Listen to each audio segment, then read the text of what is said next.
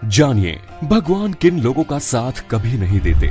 मित्रों, बड़े बुजुर्ग हमेशा यही कहते हैं कि हमें सदैव भगवान की पूजा अर्चना अच्छे मन से करनी चाहिए ताकि हमारी मनोकामना ईश्वर जरूर पूरी करे। और सच्चे मन से परमात्मा की पूजा करने से वो भी अपने भक्तों से प्रसन्न रहते हैं। वहीं कुछ लोग ऐसे भी होते हैं जो बुरे से बुरा कर्म करते हैं और सोचते हैं कि भगवान फिर भी उनका साथ दे। लेकिन क्या आपको पता है कौन से वो लोग होते हैं जिनका साथ ईश्वर कभी नहीं देते? दोस्तों, आपको बता दें कि कौटिल्य और विष्णुगुप्त के नाम से प्रसिद्ध आचार्य चाणक्य ने नीति शास्त्र में जीवन से जुड़ी हर एक बात का उल्लेख किया है। उनकी नीतियों में संपूर्ण जीवन का सार मिलता है।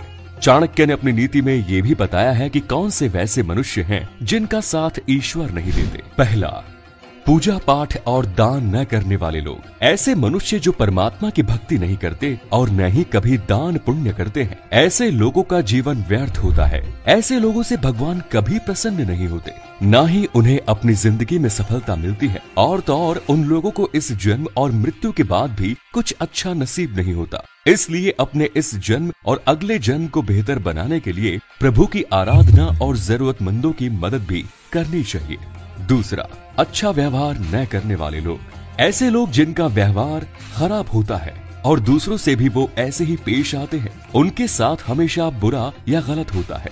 ऐसा व्यवहार रखने वाले लोगों के काम और उनके परिवार की छवि हमेशा खराब रहती है। ऐसे लोग भी धरती पर बोझ के समान होते हैं। इसलिए ऐसा कहा जाता है कि ऐसे लोगों को हमेशा ऐसा आचरण रखना चाहिए जो उन्हें और उनके परिवार को सम्मान दिलाए। तीसरा, किसी का नहीं देते हैं साथ। जो व्यक्ति मुश्किल के समय अपने मित्रों और परिवार की सहायता नहीं करते हैं, अन्य लोग भी उनका साथ नहीं देते हैं।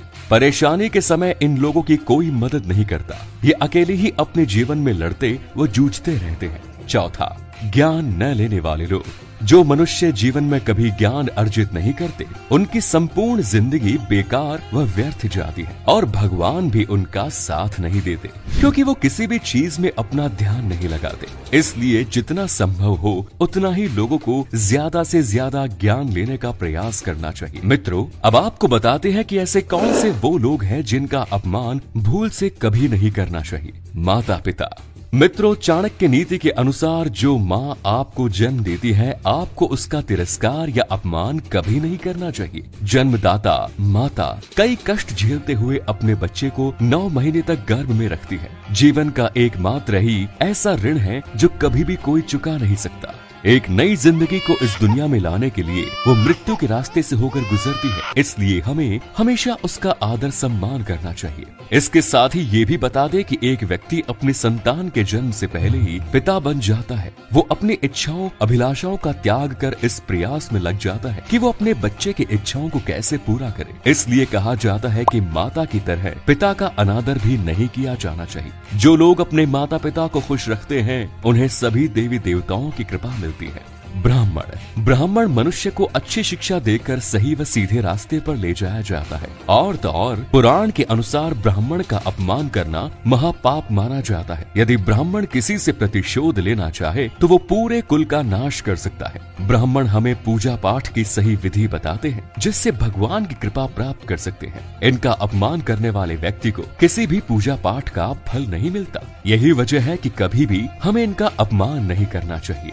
शिक्षक। कौटिल्य के अनुसार शिक्षा समाज उत्थान का एक अहम माध्यम है। एक व्यक्ति के लिए जिस तरह भोजन महत्वपूर्ण होता है, उसी तरह शिक्षा भी जरूरी है। इसलिए जो व्यक्ति आपको शिक्षित कर रहा है, फिर चाहे वो आपका शिक्षक हो या गुरु, उसका अनादर नहीं करना चाहिए, क्योंकि वो आपके अच्छे व उज्जवल भविष्य के लिए कोशिश करता है। इसलिए उसका जरूर आदर किया जाना चाहिए। मित्र। शास्त्रों के अनुसार जो मित्र सखा मुश्किल घड़ी में आपका साथ देता है, उसका सम्मान जरूर करें। इस परिस्थिति में उसका दर्जा आपके पिता के रूप में होता है। इसलिए उस मित्र का निरादर कभी नहीं किया जाना चाहिए। तो मित्रों, आपने जाना कि भगवान किन लोगों का साथ कभी नहीं देते और किन लोगों का अपमान भूलकर भी नहीं करना चाहिए। अगर आपको पहले से किसी भी बात की जानकारी थी तो कमेंट्स में बताएं। आज की वीडियो में इतना ही। उम्मीद करते हैं वीडियो पसंद आया होगा और आपको आपके सारे सवालों के जवाब मिल गए होंगे। अगर आपने चैनल को सब्सक्राइब नहीं किया है तो